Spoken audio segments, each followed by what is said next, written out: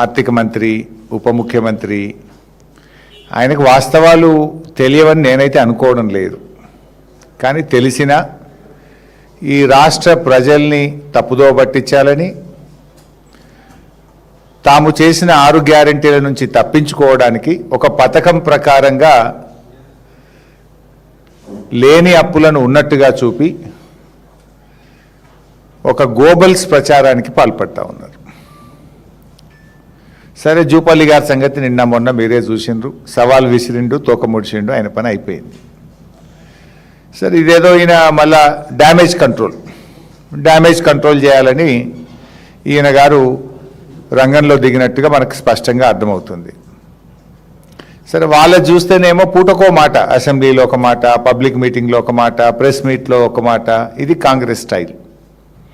But బీఆర్ఎస్ది ఎప్పుడు ఒకటే మాట.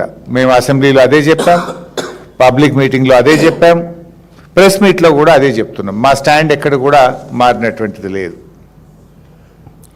ఈరోజు మళ్ళీ ఒక్కసారి భట్టి గారికి, రాష్ట్ర క్యాబినెట్కు, రాష్ట్ర ప్రజలందరికీ కూడా స్పష్టంగా ఆధారాలతో సహా, నేను ఏది కూడా ఉట్టిగా మాట్లాడను. ఇది Telangana budget at a gallons, this is the CAG report, this is Telangana socio economic survey, ఇది రాష్ట్ర ప్రభుత్వం అసెంబ్లీలో ప్రవేశపెట్టిన వైట్ పేపర్ ఆన్ అప్పులు, అన్ని డాక్యుమెంట్ల ఆధారంగా. ఇది నిన్న భట్టి గారు ప్రెస్ మీట్లో పెట్టిన పేపర్. వీటి ఆధారంగానే మాట్లాడితే తప్ప నేను కొత్త లెక్కలు చెప్పను, సొంత లెక్కలు అసలు చెప్పను. సరే, అసలు ఎందుకు ఈ కాంగ్రెస్ ప్రభుత్వము, భట్టి గారు ఈ తప్పుడు ప్రచారం చేస్తున్నారు? అసలు దీని వెనుక ఉన్న కథ ఏంది? దీన్ని ఒక్కసారి అర్థం చేసుకునే ప్రయత్నం చేయాలి. ఎన్నికల ముందు అడ్డగోలు హామీలు ఇస్తూ పోయారు. అడ్డగోలు హామీలు ఇస్తుంటే కొంతమంది విద్యార్థులు ఒక మీటింగ్లో భట్టి గారిని అడిగారు, భట్టి గారు మీరు ఇంతగానో హామీలు ఇస్తున్నారు, ఇవి నిజంగా ఆచరణ సాధ్యమా?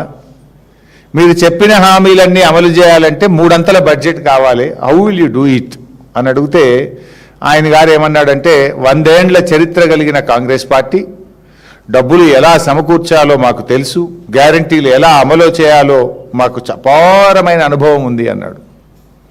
కుర్చీలో కూర్చున్నాక అవి సాధ్యం కాదు అనేది అర్థమైంది. అప్పుడు తెలుసు, ఇప్పుడు తెలుసు. కానీ ఇప్పుడు ఏం చేయాలి? ప్రజల దృష్టి మరల్చాలి. ఎందుకు అమలు చేయలేకపోతున్నారని ప్రజలు నిలదీస్తారు కనుక బీఆర్ఎస్ మీద ఏదో బురదజల్లో లేని అప్పులను ఉన్నట్టుగా చూపించి తప్పించుకోనేటువంటి ఒక ప్రయత్నం. అయితే భట్టి గారు ఆ రోజు ఏమన్నారో ఒక్కసారి చూద్దాం. మీరు రాష్ట్ర ప్రజల కోసం రకరకాల హామీలు ఇచ్చారు.